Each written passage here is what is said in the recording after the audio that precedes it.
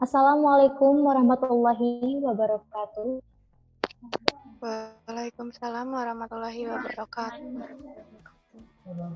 Good afternoon, ladies and gentlemen. It is a wonderful and precious chance for me, Anissa Nur Alifa, to be your mistress of ceremony in this event. Best wishes to us all with thanks to Allah Subhanahu wa Ta'ala because of her blessings and grace we can gather at the event ULCC Freshman Orientation and Webinar with a theme Building Character through Language and Cultures in Society 5.0 Era.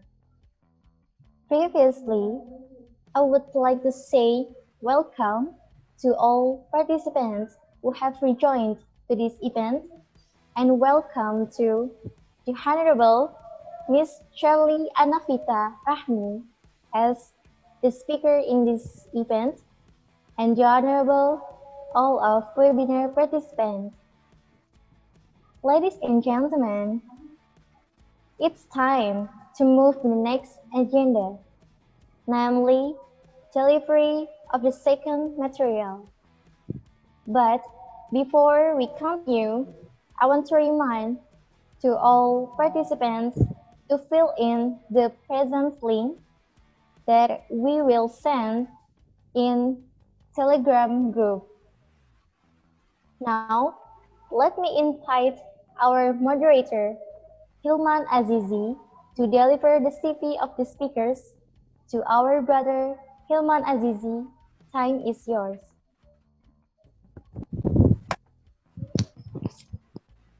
Oke, baik. Terima kasih ke MC.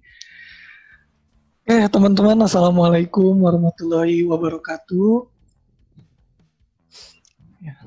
Waalaikumsalam. Selamat siang semuanya. Yang terhormat kepada Mr. Reza, selaku DPM ULCC. Yang saya cintai dan saya banggakan kepada teman-teman mahasiswa Universitas Singapura Bangsa Karawang. Mungkin sebelum pematerinya masuk, kan ini pemateri yang sangat ditunggu-tunggu ya dari kita semua gitu. Karena kita alhamdulillah mengundang pemateri yang insya Allah memberikan makna yang banyak untuk kita semua. Dan peran aktif juga. Beliau itu selaku generasi milenial gitu. Dan saya juga sebagai fans. Oke, baik semuanya. Alhamdulillah pemateri sudah ada di Zoom kita. Di sini saya langsung buka aja dari awal. Assalamualaikum warahmatullahi wabarakatuh. Waalaikumsalam warahmatullahi wabarakatuh. Selamat siang teman-teman semuanya. Salam Om Swastiastu, Namo Buddhaya, salam kebajikan untuk kita semua. Alhamdulillah kita diberikan nikmat sampai hari ini bisa melaksanakan kegiatan yang diadakan oleh ULCC. Nah, hari ini bertepatnya dalam acara rangkaian kegiatan kita akan melihat atau kita akan memperhatikan pemateri apa saja yang bakal disampaikan pada hari ini. Dan yang sekarang itu yang terakhir adalah pemateri dari Teh Shirley Anavita Rahmi. Nah, sebelum masuk ke pematerinya, izinkan saya perkenalkan diri dulu. Nama saya Hilman Azizi, angkatan 2018 dari Fakultas Teknik, dan saya selaku pengurus ULCC. Nah, sebelumnya di sini saya akan membacakan terlebih dahulu CV dari Teh Shirley Anavita Rahmi. Nah,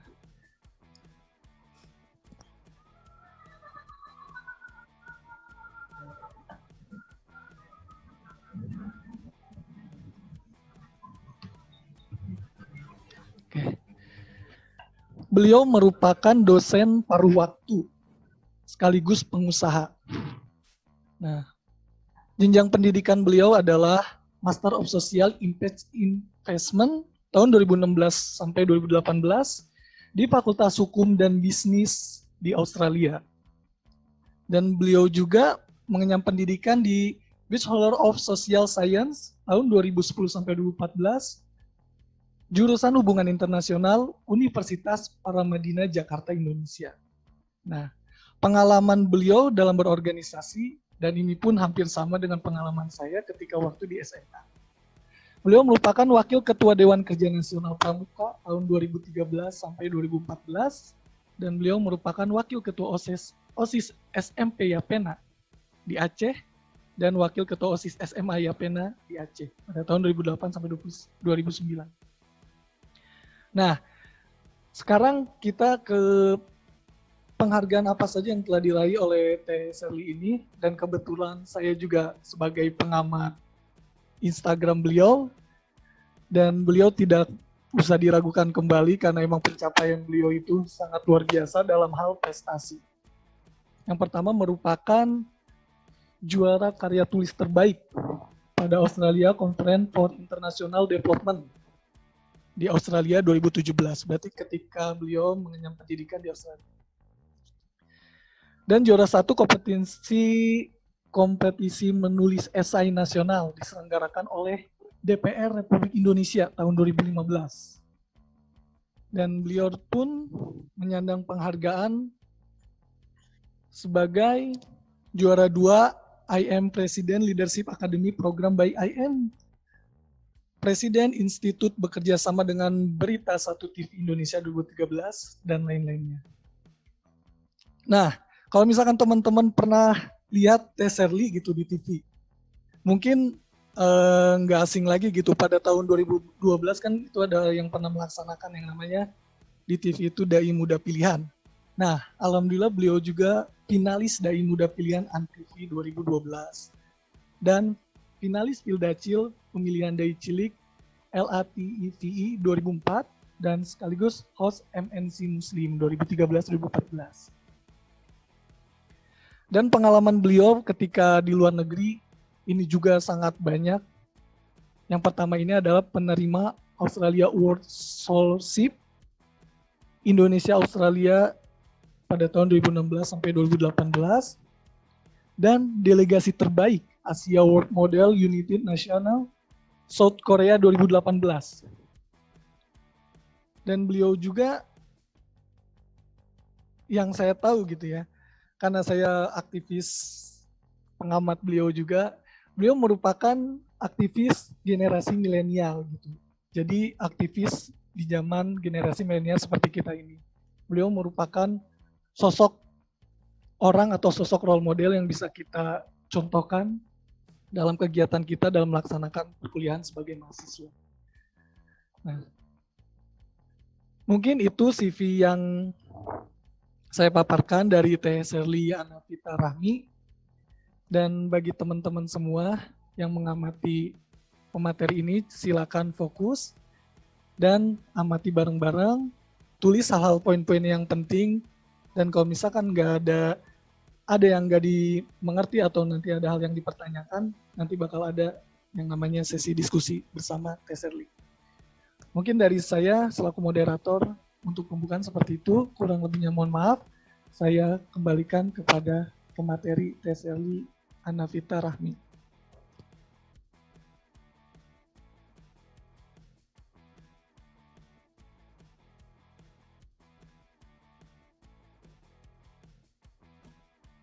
Oke, baik. Terima kasih, moderator.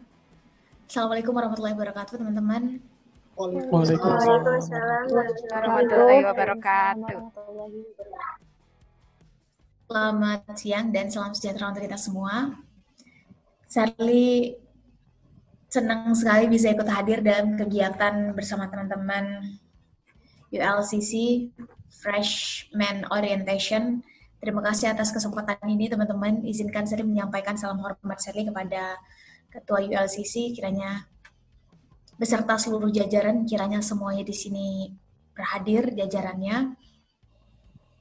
Kepada teman-teman yang sudah hadir siang-siang weekend begini, saya ucapkan terima kasih banyak, karena siang-siang weekend biasanya anak muda ngabisin waktunya di mana, teman-teman? Di mana? Rebahan, Kak. Rebahan di kasur, Kak. Rebahan di kasur, biasanya Lili scrolling sosmed gitu ya, nge-YouTube. Terus teman-teman mau menghabiskan waktu teman-teman untuk ikut diskusi ini, kita sharing, ngorbanin waktu, tenaga, kuota. Saya pikir ini pertanda bahwa teman-teman adalah anak muda di atas rata-rata. Salam hormat Sherly untuk teman-teman semua. Yang jelas di sini izin Sherly kepada seluruh Ciftas akademik. Salam hormat Sherly. Kiranya di sini ada teman-teman pembina di ULCC yang berhadir juga salam hormat Sherly. Yang jelas yang besar di sini kami tak sebut gelar, yang kecil kami juga tak sebut nama. Orang tua kami di sini dengan tuahnya, guru-guru kita semua tentu dengan ilmunya.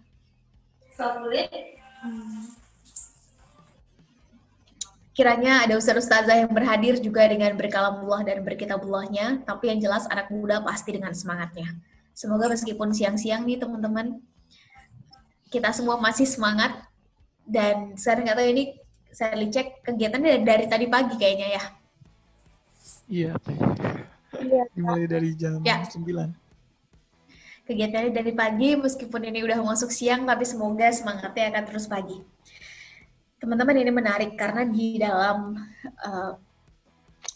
tema yang secara umum dikasih, kita bicara tentang building character. Memang lewat bahasa dan culture, lewat bahasa dan budaya. Tapi secara umum ini adalah tentang membangun karakter yang sebetulnya ngebangun karakter ini bukan 1-2 hari, apalagi selesai dalam satu seminar. Karakter itu kan adalah tentang akumulasi dari habit, akumulasi dari kebiasaan kita. Dan ini menarik teman-teman, karena bicara anak muda sebetulnya kan kita bukan bicara tentang hari ini. Bicara anak muda kita bukan bicara tentang masa lalu, teman-teman. Guys. Anak muda pasti yang ditawarin adalah masa depan, pasti. Karena ilmu kita sedikit, wawasan kita sempit, pengalaman masih bisa dibilang kita pas-pasan anak muda. Kalau ada orang yang udah ngomong pengalaman saya 30 tahun di bidang ini, pengalaman saya 35 tahun di bidang ini, maka kita semua bertanya, sebetulnya secara normatif, betulkah beliau masih muda kan gitu ya kurang lebih. Jadi ketika ada yang menyepelekan kita sebagai anak muda karena kita anak baru kemarin sore, misalnya teman-teman, ayo kita tidak insecure lagi melihat ini. Karena ya betul bahwa anak muda minim pengalaman, justru karena itu yang kita tawarkan adalah masa depan, bukan hari ini dan bukan masa lalu. Dan bicara tentang anak muda, teman-teman, ini bukan baru 10-15 tahun yang lalu dibahas. Bicara anak muda ini udah viral. Biar formatnya sama, nah bentuk laporannya ini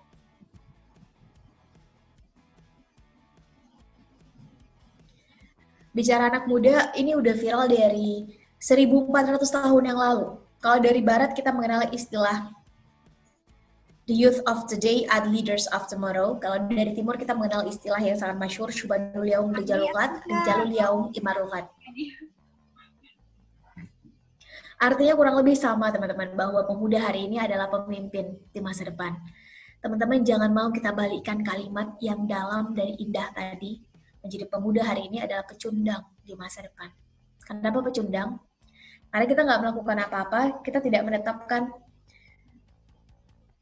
narasi apapun untuk kemudian ke depan itu akan melihat kondisinya seperti apa. Kita nggak menetapkan dari sekarang ke depan, kalaupun ada perubahan, kita pengen ambil bagian dalam bidang apa. Ini menarik teman-teman. Malcolm X, seorang aktivis kemanusiaan asal Amerika Serikat berkulit hitam, dikucilkan saat dia hidup, udah berulang kali keluar masuk penjara. Yang dia perjuangkan dalam hidupnya adalah persamaan derajat antara kulit hitam dan kulit putih di Amerika Serikat sampai jadi undang-undang. Udah terlalu banyak peneliti sosial yang nyebutin, kalau ada presiden pertama Amerika Serikat berkulit hitam sebelum Obama, maka yang paling pantas adalah Malcolm X.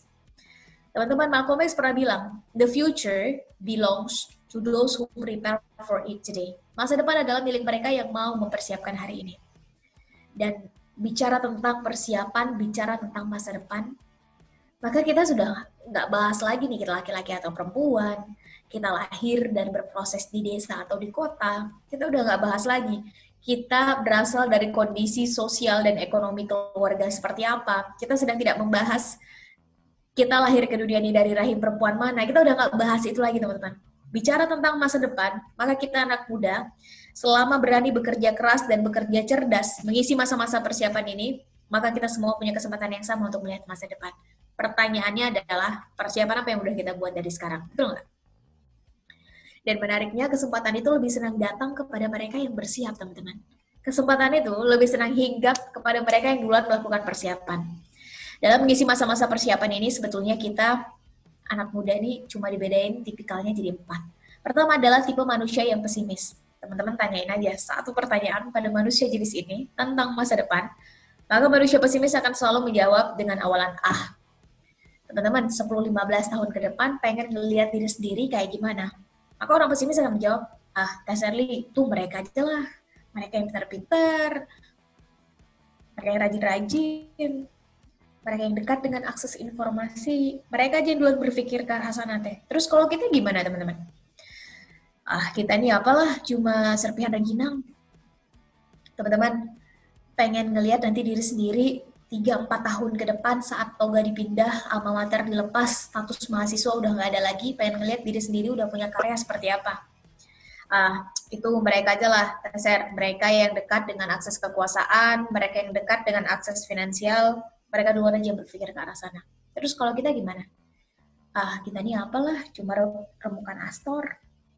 Teman-teman, tipikal manusia kayak begini, mereka akan duluan mengecilkan dirinya sendiri sebelum orang-orang sekitarnya. Tipikal manusia pesimis, mereka akan mengerdilkan potensi yang Tuhan titipkan pada dirinya sebelum lingkungan sekitarnya. Tipikal manusia yang kedua, ini naik satu tingkat lebih tinggi, teman-teman. Manusia-manusia yang realistis. Teman-teman tanyain aja satu pertanyaan pada manusia jenis ini tentang masa depan, maka mereka akan nyari selalu menjawab dengan awalan, ya sudahlah. Teman-teman, 10-15 tahun ke depan pengen ngelihat diri sendiri kayak gimana? Maka orang realistis akan menjawab, ya sudahlah, itu nanti bagaimana kesempatan datang pada kita saja. Teman-teman, 9 tahun ke depan nih, semua orang menggadang-gadang bonus demografi. Bicara bonus demografi nih, kita pasti bicara tentang anak muda. Pengen ngelihat kondisi 9 tahun ke depan, itu kayak gimana 2030? Ya sudahlah, Teser, itu nanti bagaimana kondisinya diwariskan pada kita saja. Tipikal manusia realistis, teman-teman, mereka selalu dibentuk oleh lingkungan. Bukan mereka yang membentuk lingkungan. Tipikal manusia realistis, mereka selalu mendengar narasi dari orang, bukan mereka yang menciptakan narasi untuk didengarkan oleh orang lain. 3 kata yang akan menghancurkan manusia kayak begini adalah apa? Kata orang. Apa kata orang? Syukur orang-orang yang ada di sekitarnya selalu mensupport, selalu mendukung apa yang menjadi target, visi, dan goal dalam hidupnya. Gimana kalau enggak? Satu kali hidup, umur kita singkat, habis untuk dengar apa kata orang aja. Yang jadi target, visi, dan goal dalam hidup kita, nggak ada yang mendengarkan. Tipikal manusia yang ketiga, teman-teman, ini naik satu tingkat lebih tinggi. Manusia-manusia yang optimis. Teman-teman tanyain aja satu pertanyaan pada manusia jenis ini tentang masa depan, maka mereka akan nyaris menjawab dengan awalan yang nyaris dari sudut pandang yang positif. Teman-teman, 10-15 tahun ke depan pengen ngelihat diri sendiri kayak gimana? Orang optimis akan menjawab, Teser, sekarang kita adalah mahasiswa, silahkan diisi sendiri kiranya teman-teman dari sekarang semester berapa, di jurusan apa, saya yakin di sini beda-beda ya. Tapi 10-15 tahun ke depan, karena kita punya passion dalam dunia pendidikan, maka Teser kita udah punya yayasan kita sendiri. Di bawah yayasan kita minimal ada 2 sekolah. Masing-masing sekolah kita udah ngasih beasiswa pada 500 anak. Jadi 10-15 tahun ke depan kita pengen ngelihat angka anak-anak yang putus sekolah karena alasan finansial itu berkurang sampai 30%. Amin. Fokus kita bukan di pendidikan, Kak Ser. Fokus kita adalah dalam dunia entrepreneur, dalam dunia usaha. Dan go get it. Sekarang kita adalah mahasiswa. Tapi 10-15 tahun ke depan, kita udah punya perusahaan kita sendiri. Di bawah perusahaan kita, ya minimal penghasilan tahunannya 100M lah per tahun. Kita udah buka lapangan kerja untuk sarjana muda minimal untuk 500 orang. Kita pengen ngelihat 10-15 tahun ke depan angka pengangguran di Indonesia untuk sarjana muda itu berkurang. Minimal 45%. Amin. Dasar fokus kita bukan yang kayak begitu. Fokus kita di literasi. Silahkan teman-teman. Sekarang kita adalah mahasiswa.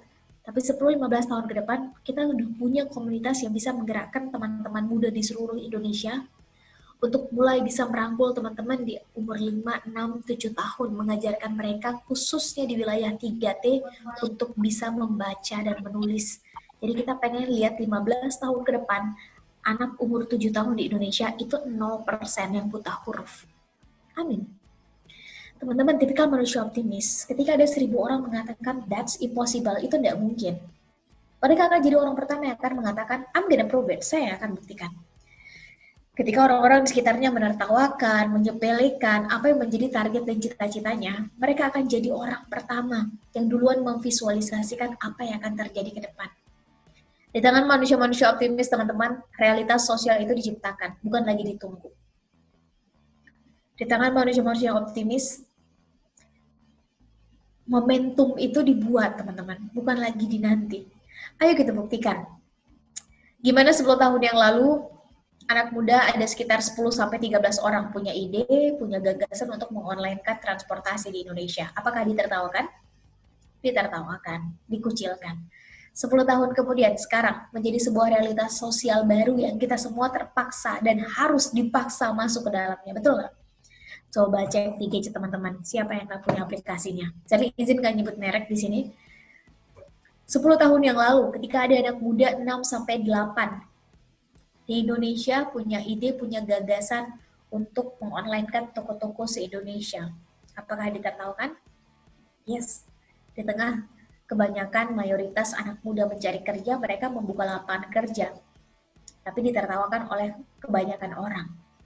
10 tahun kemudian, apakah ini menjadi sebuah realitas sosial baru?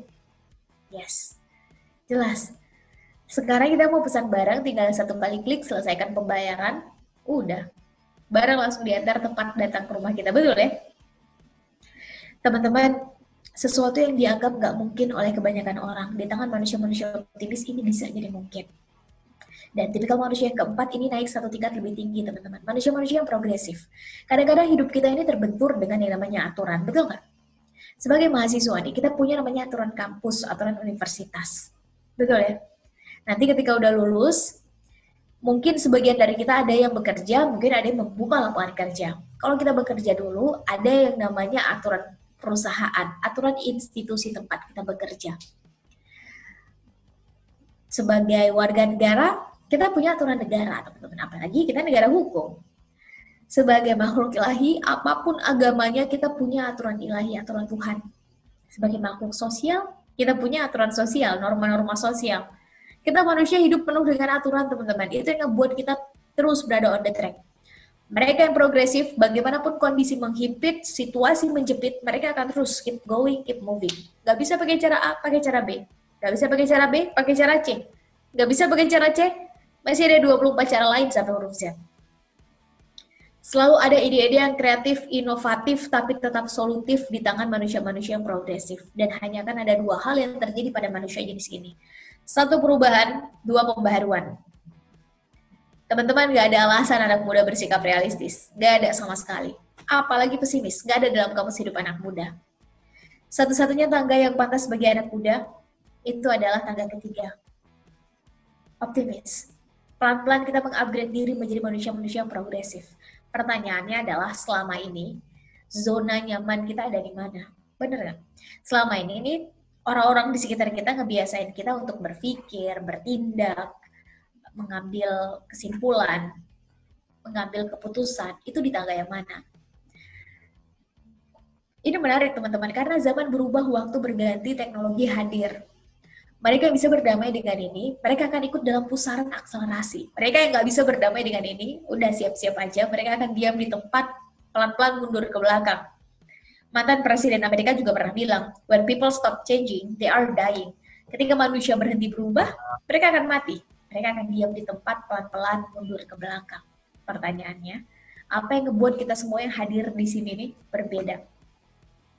Tercatat 95 pasang mata hadir di sini. Apa yang ngebuat kita berbeda antara kita nih yang hari ini dengan kita 3-4 tahun yang lalu, saat sebagian besar dari kita masih menggunakan rok atau celana abu-abu. Yang jelas, dalam mengisi masa-masa persiapan ini sebetulnya kita semua kualitasnya hanya dibedakan jadi 4. Pertama adalah manusia yang standarnya baik, a good one. Lakuin aja standar baik kita teman-teman dalam hal apapun. Nggak perlu bandingkan diri dengan orang lain, nggak perlu. Karena nggak akan ada gunanya, standarnya pasti beda, standar awalnya pasti akan beda. Terlalu banyak membandingkan diri di standar awal ini, di tangga baik ini, maka lama-lama kita jadi insecure, terus jatuhnya kita nggak bersyukur dengan apa yang kita punya. Lakuin aja standar baik kita dalam hal apapun. Sebagai mahasiswa kita punya tanggung jawab, kita punya kewajiban, lakuin dengan standar baik. Teman-teman kalau ikut kegiatan organisasi UKM dapat amanah jadi ketua, wakil, sekretaris, bendahara, lakuin dengan standar baik. Teman-teman mewakili Unsika misalnya atau mewakili kampus teman-teman, fakultas teman-teman dalam kegiatan di luar kampus, ekstra kampus, lakukan dengan standar baik. Teman-teman menjadi volunteer, ikut dalam komunitas baik dalam maupun luar kampus, ternyata dapat amanah pada posisi tertentu, lakuin dengan standar baik. Baik itu adalah standar awal kita, teman-teman. Bukannya fitrah dasar manusia adalah baik. Kan nggak ada manusia lain ke dunia ini oe-oe terus langsung kepikiran untuk ngambil yang bukan haknya. Nggak ada manusia lahir ke dunia ini oe-oe terus langsung kepikiran untuk ngegibahin orang, misalnya kayak Bu Tejo. Nggak ada. Standar fitrah dasar manusia adalah baik. Mari kita kembalikan itu pada dasarnya. Kita ngelakuin segala sesuatu standarnya adalah baik. Pertanyaannya adalah, apakah jadi baik aja cukup? Is a good one enough? Nggak cukup, teman-teman. Akan ada seleksi alam besar-besaran. Mereka yang mau jadi lebih baik, mereka akan dapat kesempatan lebih dulu dalam hal apapun. Dalam hal ilmu, pengalaman, wawasan, skill, pertemanan, networks. Siapa saja yang lebih baik, dia akan dapat kesempatan lebih dulu. Maka ayo sama-sama kita pastikan bahwa kita yang hari ini itu lebih baik dari kita yang kemarin. Dan besok, kita yang besok itu harus lebih baik dari kita yang sekarang. Pertanyaannya adalah, kalau Badan Pusat Statistik itu menganalisa dalam 3-4 tahun ke depan, itu jumlah sarjana muda di Indonesia itu akan bertambah 3-4 kali lipat.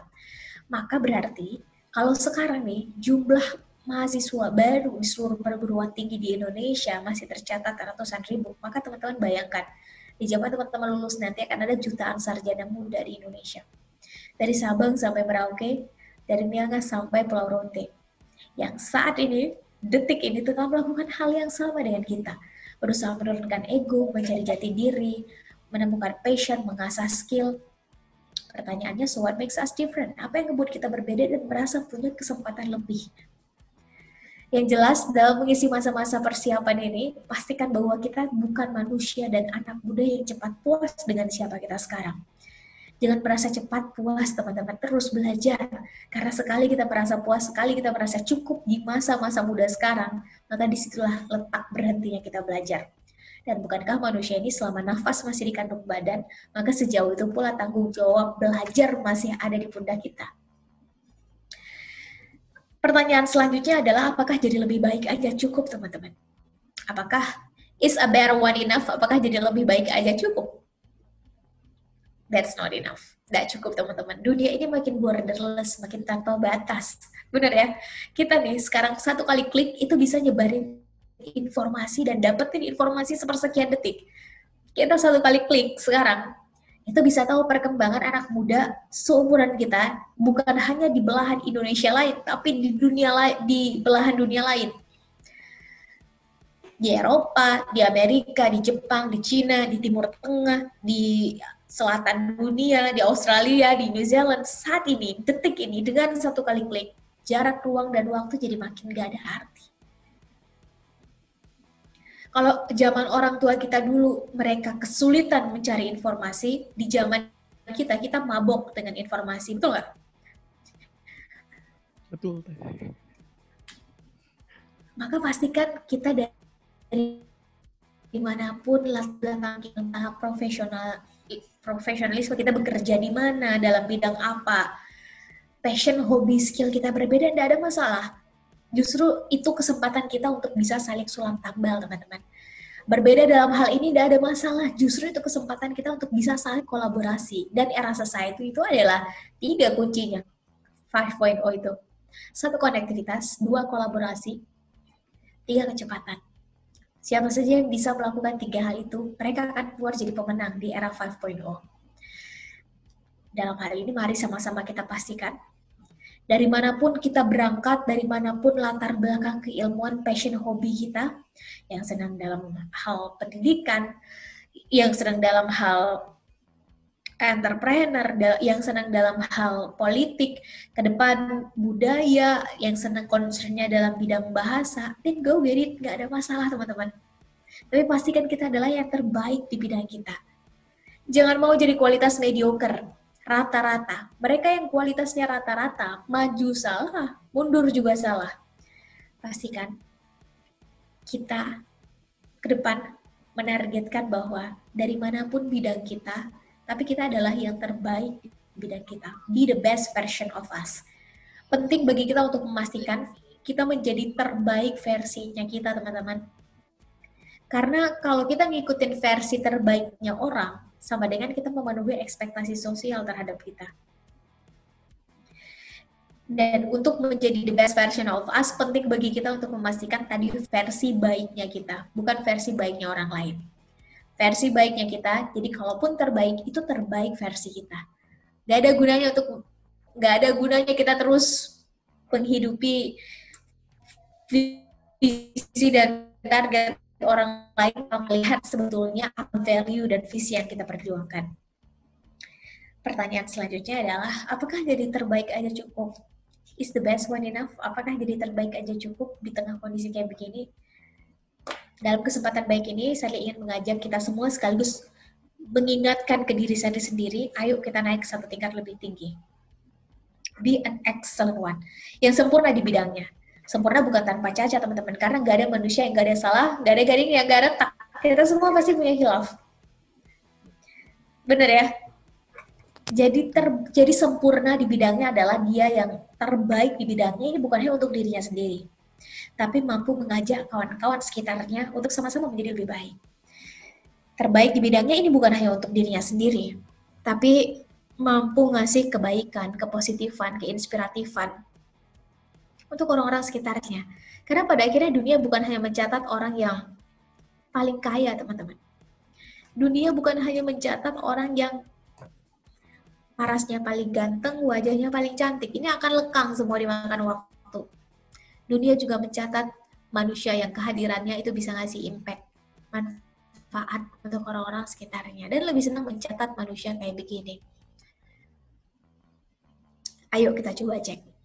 Siapa yang dalam majalah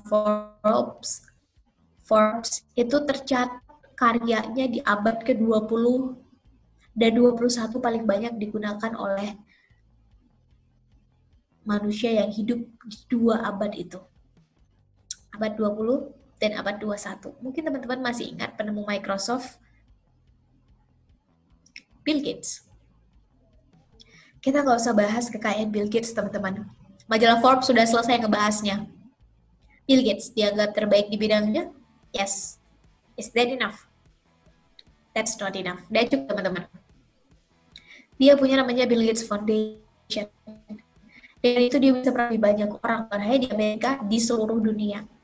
Kak Ser, udahlah nggak usah jauh-jauh, kita bahas Indonesia aja. Ayo kita bahas. Salah satu bapak pendidikan di Indonesia. Penemu teori empati yang membuat pesawat terbang bisa lepas landas dengan sempurna, yang karyanya baru saja dimuseumkan, manusianya meninggal tahun lalu, teman-teman ada yang ingat? Almarhum B.J. Habibie. Dianggap terbaik di bidangnya? Yes. Semua orang mengakui, nasional, internasional. Is that enough? That's not enough. Dia naik 1 tingkat lebih tinggi. Dalam dunia pendidikan, dia punya namanya Hub Center. Salah satu misinya adalah mencetak lebih banyak Habibie muda di Indonesia.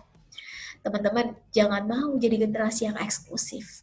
hanya berpikir tentang diri sendiri, saya ke depan kayak gimana, akan kerja di mana, kalaupun nanti dapat gaji berapa yang akan masuk ke rekening saya ketika tambah dewasa, nanti kekayaan saya seberapa, ketika tambah tua kekuasaan saya berapa, saya terus nggak akan selesai.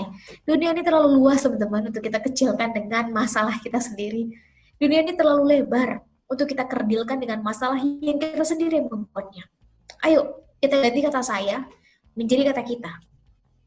Gimana nih kita? Kalau tadi kita bahas tentang bonus demografi, gimana kita 9 tahun ke depan? Tepat saat fixation bonus demografi.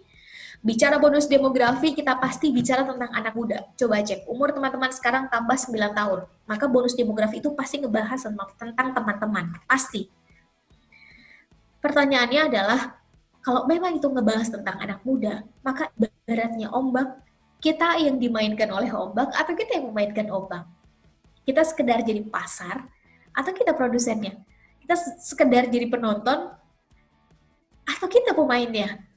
Bicara tentang kita, gimana nih kita anak muda 25 tahun ke depan, 100 tahun Indonesia merdeka. Tepat 1 abad Indonesia merdeka, semua orang udah ngegadang-gadang dari sekarang namanya generasi emas. Karena ada evaluasi besar-besaran terhadap cita-cita besar bangsa. Di mana posisi bangsa, di mana posisi negara, di mana posisi anak muda saat itu. Apakah kita masih menjadi tuan di negara kita sendiri? Saat kita membahas hal besar kayak begini, teman-teman, maka pertanyaan kuncinya adalah, sebetulnya kita bisa mulai dari mana? Namanya anak muda, ilmu sedikit, wawasan sempit, betul ya? Pengalaman belum ada. Terus kita bisa mulai dari mana? Teman-teman, Sally mengamini perkataan orang bijak yang nyebutin bahwa nggak ada perubahan besar bisa terjadi tanpa akumulasi perubahan kecil. Dan partikel terkecil perubahan itu ada di diri kita sendiri, di mindset kita sendiri. Hanya ada 2 teori perubahan besar di dunia ini, teman-teman. 1 revolusi, 2 evolusi. Revolusi artinya berubah dengan cepat, speed, kuncinya kecepatan. Kita semua nih dapat kesempatan kemarin hidup di industri 4.0, ntar lagi masuk 5.0, era society. Kunci hidup di 2 zaman ini tadi irisannya adalah di kecepatan. Kalau memang kuncinya adalah kecepatan, maka zaman bukan hanya terbuka bagi yang besar mengalahkan yang kecil, tapi yang cepat akan mengalahkan yang lambat.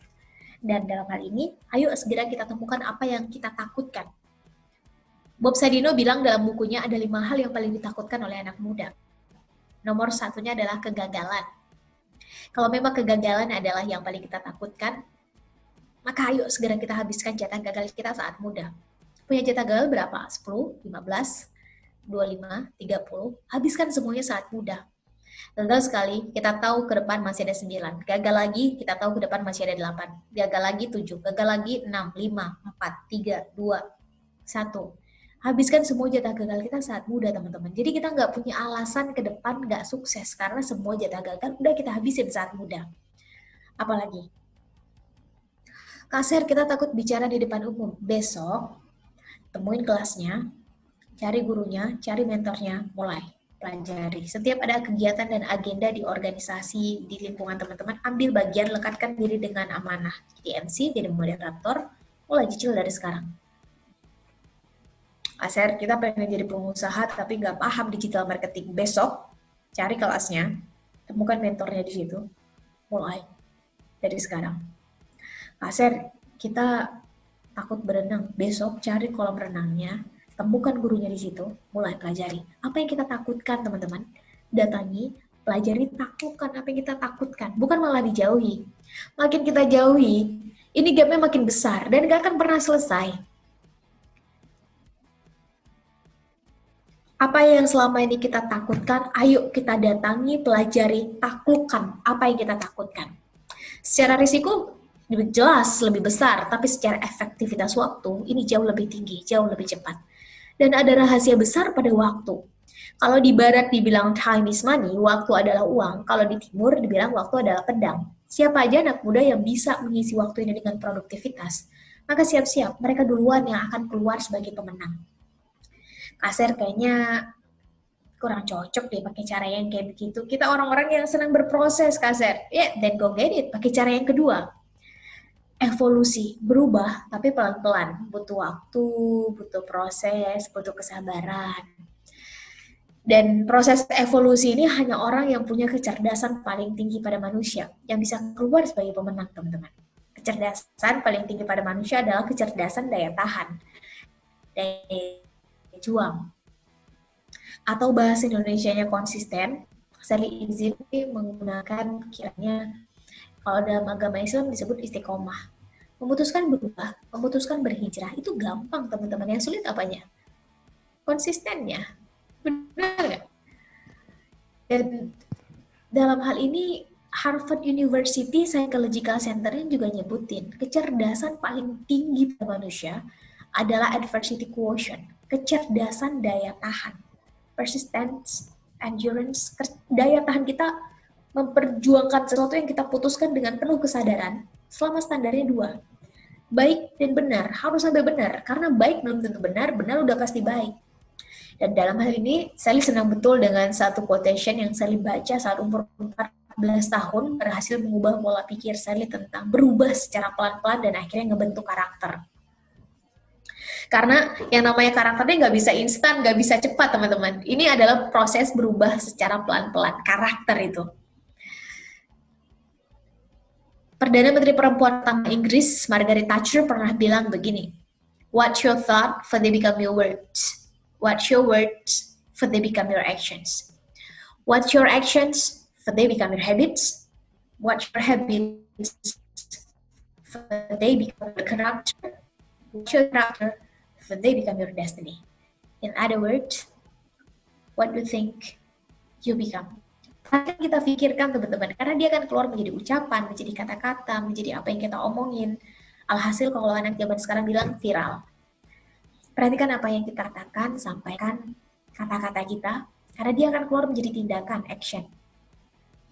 Perhatikan tindakan kita, teman-teman, karena ketika diulang terus, dia akan jadi habit, dia akan jadi kebiasaan. Perhatikan kebiasaan kita dari pagi, malam, pagi lagi, dari mata terbuka, tertutup, terbuka lagi, karena dia akan jadi karakter. Perhatikan karakter kita, karena demikianlah takdir kita. Dengan kata lain, apa yang kita pikirkan, demikian takdir kita. Urusan kun fayakun itu urusan yang maha kuasa, teman-teman. Urusan kita manusia adalah berusaha berikhtiar semaksimal mungkin. Kalau ada yang tanya ke kita di mana letaknya takdir, maka habis ini kita udah bisa jawab. Letaknya takdir itu adalah di batas maksimalnya usaha dan doa kita. Usaha dulu maksimal, doa dulu maksimal, baru kita bisa ngomong takdir. Kalau ada orang yang ujuk-ujuk, ya sudahlah, itu nanti bagaimana kesempatan datang pada kita aja. Ya, sudahlah, itu nanti bagaimana takdirnya saja. Ini udah ketahuan, ini manusia-manusia realistis. Dia yang dibentuk lingkungan, bukan dia yang membentuk lingkungan.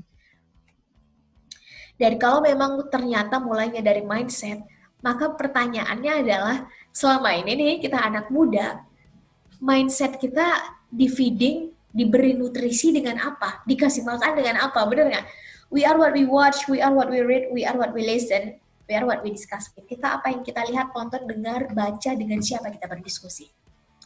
Ini menarik, teman-teman, karena data dari IDN Research Institute nyebutin anak muda Indonesia itu dalam satu hari tahun 2019, dalam annual report mereka, dalam satu hari ngabisin waktu 13 jam di internet.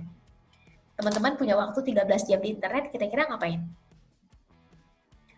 Nge-YouTube, nonton, benar nggak? Main game. Sebagian dari kita mungkin ngerjain tugas, karena sekarang kan tugas sudah via daring semua ya. Kalau sekarang kita pendidikan semua via daring, mungkin ada yang sambil jualan, alamat surat pagi sore. Masing-masing kita beda-beda, saya yakin betul, karena kita punya prioritas masing-masing. Tapi ternyata data dari The New Web menyebutkan Indonesia adalah negara ketiga paling aktif sosial medianya. Kalau dua data ini kita gabungin, teman-teman, maka udah ketahuan. Berarti kalau anak muda Indonesia udah turun ke internet, main di internet, mayoritasnya akan main sosial media. Pertanyaannya, apa yang kita lihat, baca, tonton, dengar, diskusikan di sosial media? Ya, dengaran untuk berpikir progresif dan optimis, atau realistis pesimis? Lebih banyak mana nih ngebentuk kita untuk berpikir sesuatu yang besar dan positif atau justru sebaliknya? Lebih banyak mana yang viral, konten-konten faedah atau unfaedah? Lebih banyak mana yang trending, konten-konten yang sifatnya dalam tanda kutip, kalau kita dari sektor pendidikan gitu ya, lebih banyak mana yang ngebuat kita semua jadi makin paham mana yang baik dan benar, yang mendidik, atau justru yang sebaliknya? Ini menarik teman-teman, karena ketika ini kita terus tonton, akhirnya muncul demand, muncul permintaan, dan otomatis ketika ini udah tinggi, kita akan tergantung pada konten ini. Dan ketika ini udah masuk dalam alam bawah sadar, jadi biasa bagi kita untuk membicarakan hal-hal yang remeh-temeh, hal yang kecil, padahal energi anak muda itu terlalu besar untuk membicarakan hal-hal yang kecil. Waktu anak muda terlalu banyak untuk dihabiskan pada hal-hal yang sifatnya hilir.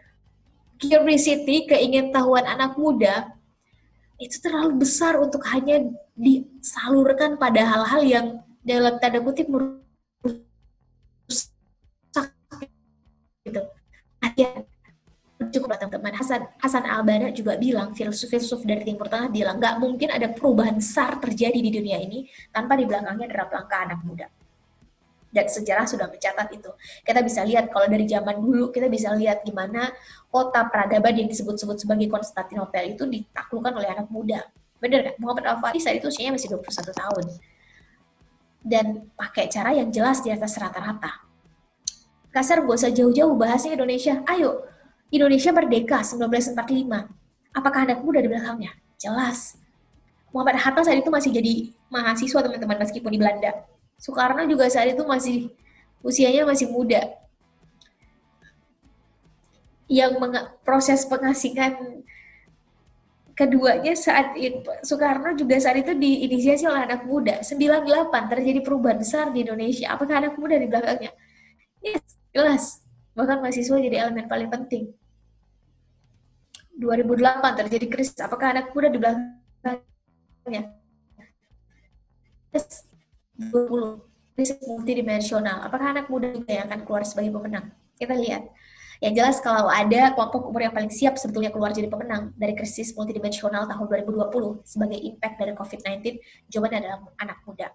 Karena anak muda yang paling responsif dan adaptif dengan yang namanya Internet of Things. Dan tahun 2020 ini kan sebenarnya adalah tahun-tahun di mana semua lini kehidupan harus masuk dalam Internet of Things. Betul nggak? Apa coba yang nggak masuk? Kesehatan. Jelas, sekarang kita mau ketemu dokter udah via aplikasi. Kasih tahu atau bikin janji sama dokter, atau kasih tahu apa keluhan kita, prescription keluar, nanti tebus, udah obat dikirim ke rumah. Ekonomi mana sekarang yang nggak masuk Internet of Things, siap-siap dia akan tertinggal. Bicara pendidikan, kita semua sekarang menjalani pendidikan secara daring, betul nggak? Ya jelas, udah cukup lah. Udah cukup kita semua anak muda sekarang hanya sekedar jadi objek, sekarang waktunya anak muda jadi subjek. Udah cukup pelibatan anak muda hanya sekedar normatif. Sekarang waktunya anak muda masuk dalam hal-hal yang substansi. Dan ini nggak akan mungkin terjadi tanpa kita nge-proof, tanpa kita ngebuktiin dulu bahwa kita layak untuk dipercaya. Dan proses ini hanya ada dua. Satu, ditunggu karena melibatkan terlalu banyak. Momentum itu kan hanya dua. Satu, dibuat, diciptakan, atau dua, ditunggu.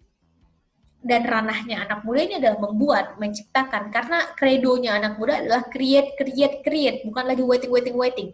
Nah, sedangkan ada momentum yang ditunggu karena melibatkan terlalu banyak variabel. Dan saya pikir dalam kesempatan baik ini saya mengajak kita semua untuk mulai melihat semua ini sebagai sebuah persiapan karena everything is by design. Betul bahwa the future is unpredictable. Betul bahwa masa depan itu nggak pasti. But the best way to predict our future is created now. Cara terbaik memprediksi masa depan itu adalah dengan membuat itu sekarang, teman-teman. Dan kalau ada yang paling bertanggung jawab untuk masa depan kita, itu adalah diri kita sendiri. Ayo sama-sama kita menjadi manusia-manusia generasi muda yang produktif, bukan lagi hanya sekedar sibuk, teman-teman. Karena ada perbedaan besar antara manusia-manusia yang sibuk dan manusia-manusia yang produktif.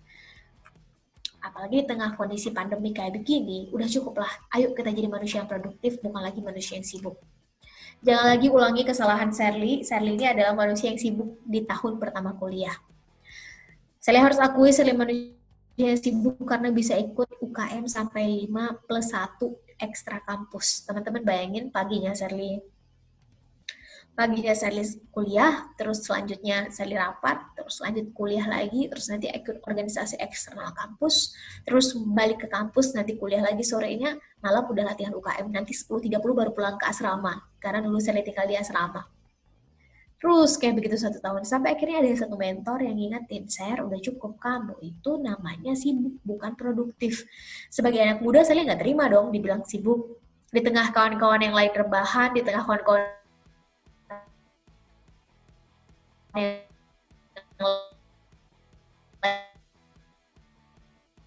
lain-lain gitu. Terus saya ini bilang sibuk, terus nggak ikut kegiatan apa. Sher ini adalah produktif, bukan sibuk. Masih egonya masih tinggi.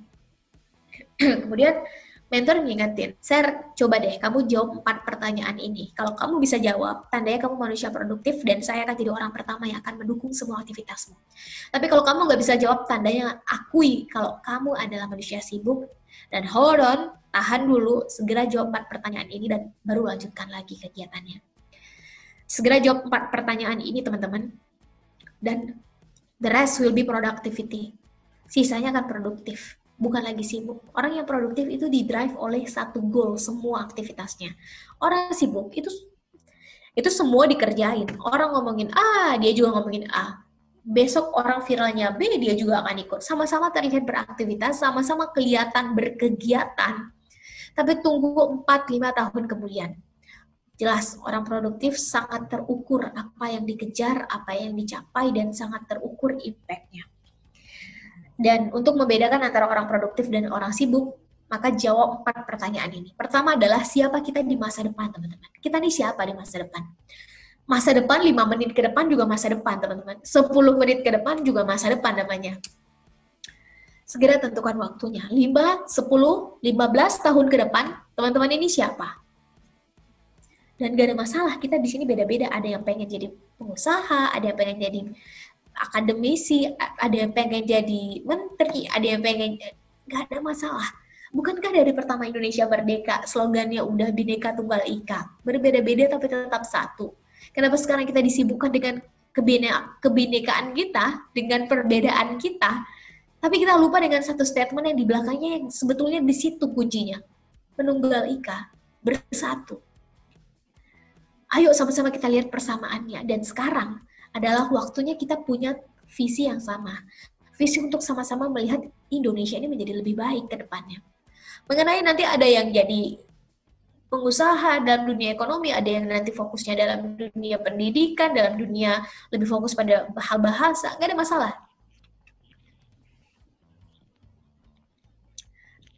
Silakan teman-teman pilih sendiri, tapi jawab dulu pertanyaan pertama. What's the goal? Karena mereka yang produktif akan memulai segala sesuatu dari akhir. Teman-teman nih, ikut kegiatan di ULCC. What's the goal? Goalnya apa? Teman-teman yang bikin proposal kegiatan ini pasti bikin tujuan kegiatan, betul nggak? Pasti mulainya dari akhir dulu. Dan untuk melihat sukses apa enggaknya, nanti diukur apakah tujuan kegiatannya tercapai atau enggak. Atau jangan-jangan kita sekedar sibuk memenuhi program kerja aja misalnya. Ini jelas, kelihatan sama-sama beraktivitas, tapi target dan tujuannya jelas berbeda. Siapa kita di masa depan, apa goalnya, apa targetnya, mulai ditentukan dari sekarang. Setelah itu temukan motivasi, kenapa kita pengen untuk ada di titik itu. Dan orang yang punya motivasi ini hanya 3 alasan yang ngebuat seseorang punya motivasi, teman-teman. Pertama adalah ketika rasa sakit yang dia alami. Yang kedua adalah harapan yang dia lihat ke depan. Dan yang ketiga adalah ketika keyakinan yang dia punya itu udah lebih besar dari rasa takutnya.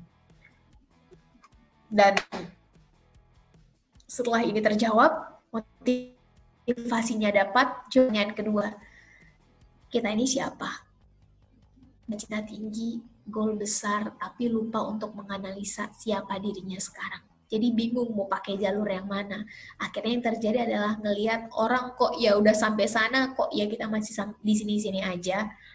Dan ini mayoritas orang nggak aware, nggak peduli dengan apa value-nya, apa goal-nya, dan akhirnya kita nggak tahu sebetulnya rute mana yang mau kita pakai.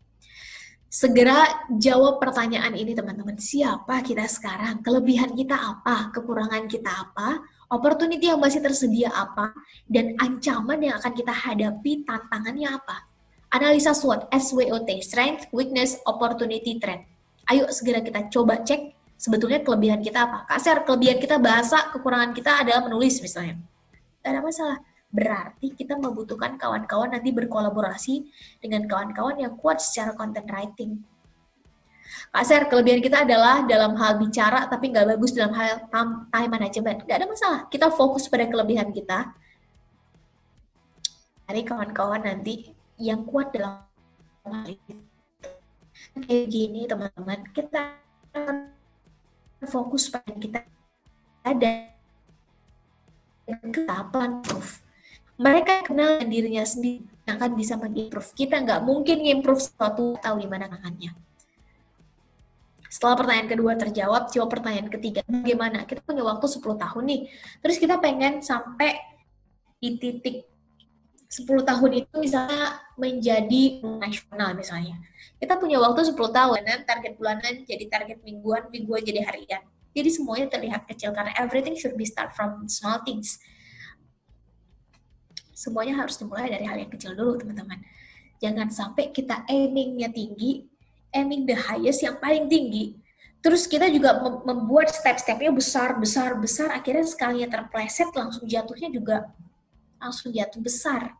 Kalau kita mulainya dari hal-hal langkah-langkah kecil, kalaupun jatuh, gagal, kita sedikit terpleset gitu, ya nggak ada masalah, kita bisa bangkit dan ini nggak terlalu jauh untuk membayarnya.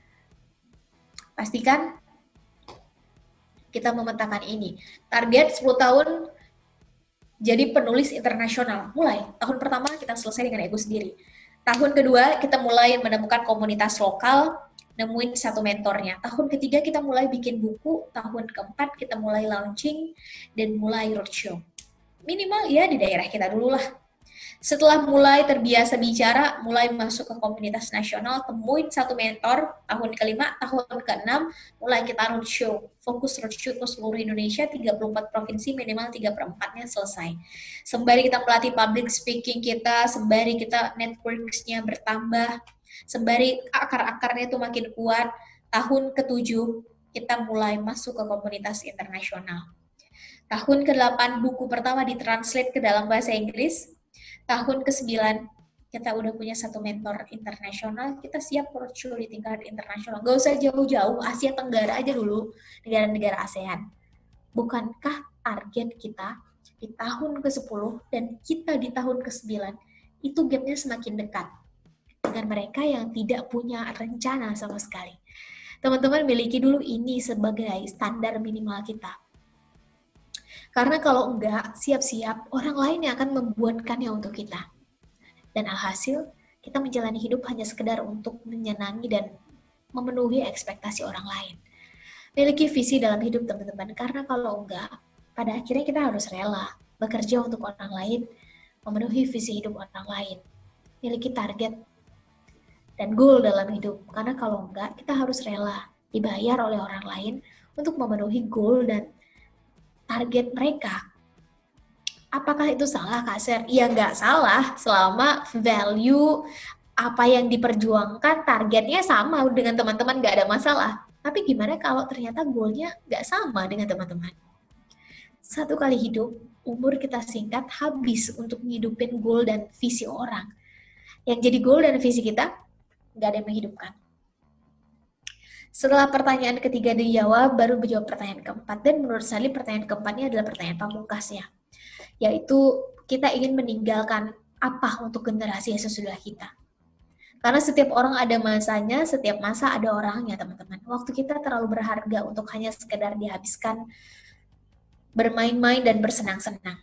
Izin mengutip perkataan Buya Hamka, kalau hidup hanya sekedar hidup, maka babi di hutan juga hidup, teman-teman. Kalau hidup hanya sekedar bermain dan bersenang-senang, maka monyet di hutan juga melakukan hal yang sama. Kita manusia dikasih ini dan dikasih hati untuk berempati, kolaborasikan keduanya, maka siap-siap yang terjadi ke depan adalah gebrakan-gebrakan besar yang impact-nya lintas batas generasi bisa dimanfaatkan. Dan ini sebenarnya udah selesai dengan bagaimana kisah anak muda dari 1400 tahun yang lalu. Ambil hikmahnya, karena kalau ada hikmah yang berceceran, maka itu adalah harta dalam tanda kutip kita semua, teman-teman, yang hilang. Dan pada akhirnya Shirley ingin meng-highlight bahwa nggak ada cita-cita yang terlalu tinggi, yang ada langkah kita yang terlalu pendek. Nggak ada visi yang terlalu besar, yang ada misi kita yang terlalu kecil, teman-teman. Panjangkan langkahnya, besarkan misinya, maka pelan-pelan target dan visi kita itu akan mendekat dengan sendirinya. Pastikan kita melayakkan diri untuk mendapatkan hal, goal, cita-cita yang besar. Karena to get something we never had, we must do something we never did. Untuk mendapatkan sesuatu yang belum pernah kita dapatkan, maka kita harus lakuin sesuatu yang belum pernah kita lakukan.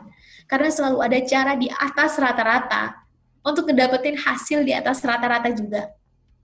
Kalau cara kita sama-sama aja, udah ketahuan. Hasilnya juga akan sama-sama aja. Dan bukankah ini yang diamini oleh Albert Einstein? Dengan nyebutin insanity, kegilaan, is doing the same thing over and over again, but expecting different result. Kegilaan adalah melakukan hal yang sama berulang-ulang kali, namun berharap hasil yang berbeda. Pertanyaannya adalah, terus yang ngebuat kita berbeda antara sekarang dengan kita yang sebelumnya apa? Cara apa yang berbeda yang kita upayakan sekarang? Sehingga kita punya hak untuk berekspektasi hasil yang berbeda di masa depan. Yang jelas tua muda itu bukan lagi tentang usia, tapi tentang pilihan sikap. Kita pengen jadi manusia yang pesimis atau pengen jadi manusia yang optimis. Kita pengen jadi manusia yang ragu-ragu atau penuh dengan keyakinan. Tua muda itu adalah tentang pilihan mindset dan sikap. Kita pengen jadi manusia yang penuh dengan keputusasaan atau bergerak dengan penuh harapan. Yang jelas kita akan tua setua keputusasaan kita akan muda semudah harapan kita. Kita akan tua setua pesimisme kita akan muda semudah optimisme kita. Kita akan tua setua keraguan-raguan kita dalam membuat keputusan, dan kita akan muda semudah keyakinan kita dalam mengambil sebuah tindakan. Selama harapan, keyakinan, dan optimisme itu masih ada di dalam dada, maka kita semua masih selamanya muda, teman-teman. Jangan mau jadi anak muda yang pengecut, hidup kita cuma satu kali, pastikan kita hidup yang berarti. Pada akhirnya akan ada yang berubah, akan ada yang bertahan. Tapi satu yang pasti, bahwa harapan, keyakinan, dan cita-cita itu harus terus diperjuangkan. Terima kasih, saya pikir demikian, dikembalikan dulu ke moderator. Silakan. Baik, terima kasih banyak kepada Teh Shirley yang telah memaparkan materi. Alhamdulillah, ternyata tidak terasa waktu sudah berjalan begitu lama, dan teman-teman juga harus bisa menyimak untuk apa hal-hal yang akan dilakukan pada saat hari ini dan di masa depan. Karena materi yang disampaikan oleh Teh Shirley ini sangat bermutu untuk progresan kita di masa depan, karena kita adalah sekarang generasi milenial yang akan membentuk bagaimana bangsa ini ke depannya seperti apa.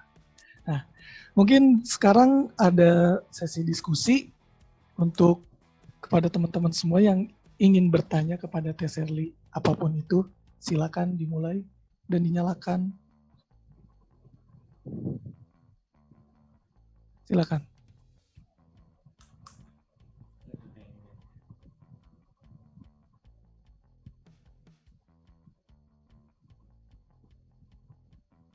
Gimana dari teman-teman? Ada yang ingin ditanyakan? Atau emang sudah termotivasi semua? Ya, silakan. Saya ingin bertanya, Pak. Nama saya Liana Josuliha dari kelompok 1 Belanda. Saya ingin bertanya, bagaimana caranya kita nggak goyah dengan omongan orang lain gitu, Kak? Soalnya kan kita kayak lebih mengutamakan apa yang kita dengar gitu. Gimana caranya supaya nggak goyah dan yakin apa yang kita yakini itu? Gitu, Kak. Terima kasih.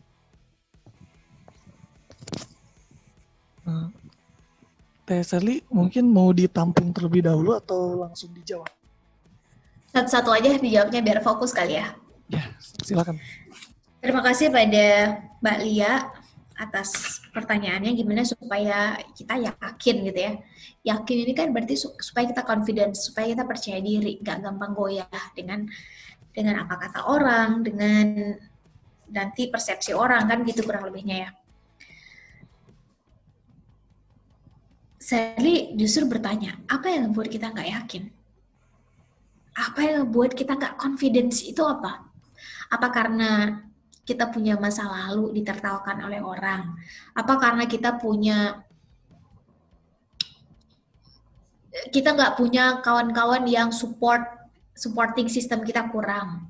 Apa ketika kita mengucapkan atau mengatakan sesuatu, kita belum sampai pada ilmunya? Justru pertanyaannya adalah, kenapa kita nggak yakin?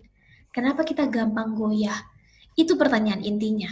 Karena kalau tadi kita mau mencoba untuk menelaah, teman-teman, pertanyaan bagaimana itu adalah pertanyaan ketiga. Sedangkan pertanyaan pertamanya adalah apa dan kenapa, betul nggak? Apa target kita di masa depan, kan apa ya? Dan kenapa kita mau ada di titik itu?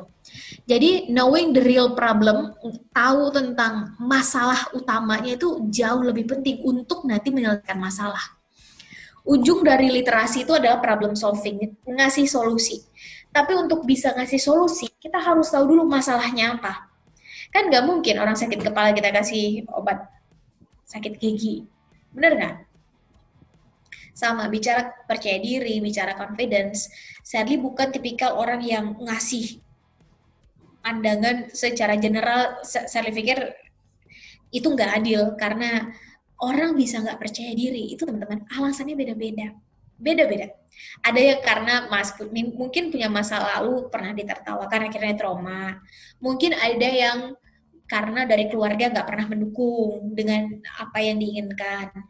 Mungkin karena selama ini ya supporting system komunitasnya itu memang nggak pernah melihat orang yang punya cita-cita besar gitu. Jadi cita-citanya standar, maka kalau kayak begitu komunitasnya terlalu kecil untuk cita-cita kita yang besar. Berarti cari komunitas yang lebih besar yang bisa menampung cita-cita kita. Kan kurang lebih gitu ya. Kalau kita punya masa lalu yang dalam tanda kutip pernah ditertawakan orang, atau pernah punya masa lalu yang ngebuat kita tuh jadi trauma, maka maafkan dulu masa lalu kita. Kalau dari dulu kita memang dibentuk atau hardware kita itu diinstalnya software yang membuat kita seringnya nggak yakin, nggak kritis, nggak pede, maka sekarang waktunya kita mengisi hardware kita, diganti softwarenya. Karena kita semua teman-teman itu dikasih hardware yang sama, komputer kita sama semua, bener. Yang Maha Kuasa itu ngasih, ini tercatat 96 pasang mata nih kita yang hadir di sini. Itu hardware kita sama semua. Yang ngebedain kita semuanya adalah software apa yang kita install di sini, di hardware kita. Antara Mbak Lia dengan Sally dengan kawan-kawan yang lain, ini hardware kita sama semua. Pertanyaannya, kenapa ada kawan kita di titik yang sama, makannya sama, menghirup udara di negara yang sama, aturannya sama, dia bisa sampai di titik itu, kenapa kita misalnya sampai di titik ini? Itu dia pertanyaannya. Kenapanya dulu dijawab. Maka dalam hal ini, Sally kalau ngelihat ada tipikal yang kayak begini, saya akan langsung bertanya 3 hal. Apa yang dia punya, apa yang dia baca yang tidak saya baca, apa yang dia tonton. Kalau bahasa anak zaman sekarang kan lebih daripada membaca lebih senang nonton gitu ya, nonton, dengerin podcast dan lain-lain. Apa yang dia tonton, yang dia dengar, yang tidak saya tonton dan dengar, itu yang akan saya cari tahu. Misalnya teman-teman udah ngelihat, oh sepertinya saya pengen seperti kakak kelas yang itu misalnya gitu, sebagai mentor. Kejar, coba cek apa yang dia baca yang saya nggak baca, apa yang dia tonton yang saya nggak tonton, apa yang dia dengar yang saya nggak dengar. That's it. Itu ngebentuk software. Tadi kan mindset ya. Mindset, hardware itu adalah otak, mindset itu adalah software. Ini software apa yang kita install, mindset apa yang kita install. Dan membentuk mindset itu dari apa yang kita baca, tonton, lihat, dengar. Maka ganti ini semua. Terus pertanyaan kedua adalah lingkungan apa yang dia punya yang kita nggak punya. Karena kita adalah dengan siapa kita bergaul, teman-teman. kita nih bergaul dengan 5 orang pencuri, kita pencuri ke-6. Kita bergaul dengan 5 orang pengusaha, kita pengusaha ke-6. Kita bergaul dengan 5 orang koruptor, kita koruptor ke-6. Kita bergaul dengan 5 orang yang confidence-nya tinggi, kita orang percaya diri yang ke-6. Jangan-jangan selama ini dia dilingkupi dengan orang-orang yang confidence-nya memang tinggi dan supporting untuk dia ketika melakukan segala sesuatu yang sifatnya positif, ya suportif. Jangan-jangan itu yang kita nggak punya.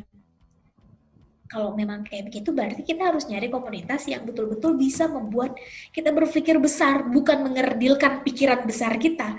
Karena harimau, satu ekor harimau terlalu sering berada di sekumpulan domba gitu teman-teman. Dia akhirnya akan terbiasa dengan suara embikan itu, dia akan terbiasa. Bahkan bisa jadi lupa dengan bagaimana caranya mengaum. Sama, domba yang terbiasa di kawanan harimau, dia nggak akan takut lagi dengan harimau, karena udah terbiasa ngeliatnya. Bahkan bisa jadi dia jauh lebih terbiasa dengan auman daripada embikan.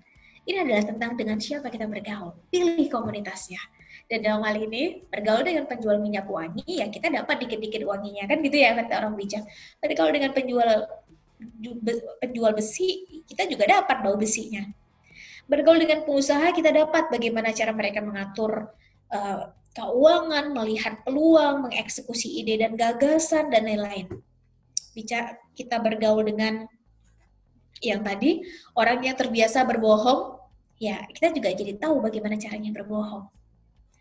Segera temukan komunitas yang bisa mengakomodir kita. Kalau memang komunitasnya terlalu kecil, maka pastikan kita cari komunitas yang cukup besar, menampung cita-cita kita, menampung apa yang ingin kita sampaikan. Besar ini maksudnya adalah besar untuk support kita, suportif untuk sesuatu yang sifatnya kita pengen mengubah ke arah yang lebih baik dan sangat mendukung.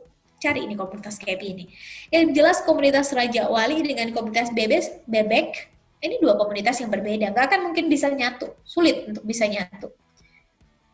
Habitnya beda, karakternya beda, cara melihat masalah beda, solusinya juga nanti akan beda. Raja Wali itu kan mainannya di atas, teman-teman. Sekali dia ngelihat mangsa, dia akan fokus. Momentum datang, dia akan turun, dia cengkram mangsanya. Kalau nggak dapat, meleset sedikit. Kalau Bebek, habitnya gimana habitnya? Ngekor. Bener ya? Bebek satu ke kanan, semuanya ikut ke kanan. Yang satu ke kiri, semuanya ikut ke kiri. Teman-teman pengen ngarahin bebek, gampang. Arahin aja bebek yang paling depan, yang belakang akan ikut dengan sendirinya. Teman-teman pengen tangkap bebek, gampang. Tangkap aja bebek paling belakang. Teman-teman udah dekat dengan komunitas bebek. Segera cari komunitasnya, yang jelas pengen jadi Raja Wali, stop berpikir sebagai bebek. Pengen jadi bebek, jangan mimpi jadi Raja Wali. Yang ketiga, segera cari mentornya. Karena seorang sukses pernah bilang, kurcaci yang berdiri di pundak raksasa, ini bisa melihat lebih luas, bisa melihat lebih banyak dari raksasa itu sendiri. Kita anak muda, kita lah kurcaci itu, teman-teman. Kalau kita kurcacinya, cari raksasanya. Teman-teman ke depan pengen jadi orang yang kayak gimana? Pengusaha, cari mentor bisnisnya. Teman-teman pengen jadi seorang public speaker, cari mentornya dari sekarang. Teman-teman pengen jadi politikus, cari mentornya dari sekarang, mentor politiknya. Teman-teman pengen jadi seorang profesor akademisi, cari mentor akademiknya dari sekarang. Teman-teman pengen lulus sebagai mahasiswa berprestasi, cari mentor kakak kelasnya dari sekarang. Mentor akan nunjukin ke kita jalan mana yang paling efektif untuk kita tempuh, jalan mana yang paling cepat dan aman untuk kita lewati. Dan kalau ada pertanyaan kapan mencari mentor paling tepat, nggak ada jawaban terbaik selain sekarang juga. Karena menunda bukan berarti menyelesaikan masalah. Menunda itu hanya mempospon. Sekarang kita menunda, tapi masalah itu kayak bom waktu. Dia akan meledak nanti di waktu yang tepat. Hanya butuh satu detonator aja untuk membuat masalah itu meledak ketika tidak diselesaikan. Jadi, menjawab pertanyaan kawan kita tadi Mbak Alia, bagaimana agar kita nggak goyah, bagaimana itu adalah pertanyaan ketiga. Jawab dulu pertanyaan, kenapa selama ini kita nggak yakin? Kenapa selama ini kita masih sering goyah dan selalu dengar apa kata orang? Karena bicara bagaimana ini hanya tentang teknis. Dan masalah teknis ini gampang. Semua orang juga bisa. Kak, gimana caranya kuliah ke luar negeri? Kenapa mau kuliah ke luar negeri? Kan itu pertanyaannya harusnya. Mengenai ditanya bagaimana, ya gampang. Teman-teman mau kuliah kemana? Ke Australia, ke Amerika, ke Eropa. Cari pemberi beasiswanya, cek persyaratannya apa, kerjakan. Komit dengan itu. Butuh bahasa Inggris minimal IELTS 6,5 sampai 7. Kejar. Bukankah itu semua adalah skill teknis yang bisa dipelajari? Semua skill teknis itu bisa dipelajari, teman-teman. Gak ada yang gak bisa. Apa? Public speaking, fotografi, editing, apapun teman-teman yang namanya skill teknis, itu bisa dipelajari. Dan ini bukan tentang dia anak siapa, kita siapa. Enggak, skill teknis itu siapapun itu bisa mempelajari. Karena kita punya hardware yang sama. Dan skill teknis itu adalah tentang software apa yang mau kita install. Tentang itu aja. Jadi itu dari Sherly, semoga menjawab pertanyaan Mbak Lia. Semangat terus Mbak Lia untuk apapun yang tengah diperjuangkan. Kalau bukan kita yang mengisi narasi kita, maka siap-siap orang lain yang akan mengisinya untuk kita. Saya diserahkan dulu ke moderator, silakan. Oke, baik. Terima kasih Teh Sherly. Cukup memuaskan jawabannya untuk dari Mbak Lia. Nah, karena waktu juga sudah hampir selesai, mungkin ada 2 pertanyaan lagi yang kami sediakan. Silakan dari teman-teman ingin mengajukan pertanyaan. Saya mau bertanya, Kak. Saya mau bertanya. Saya, Kak. Ya. Sok, silakan. 112 aja. Tadi kan dari perempuan, mungkin tadi dari Rai Galan, Kalmas. Ya, Kak. Nanti gantian dari tadi. Kenalkan, nama saya Regalan. Saya mau bertanya, Kak. Saya kan punya tujuan. Tapi saya tuh takut gagal, Kak. Bukan takut gagal sih, tapi lebih khawatir kalau waktu yang kita pakai untuk berusaha mencapai tujuan itu dan kita malah bertemu dengan kegagalan, itu akan sia-sia, Kak. Soalnya saya pikir saya telat untuk memulai usaha itu, Kak.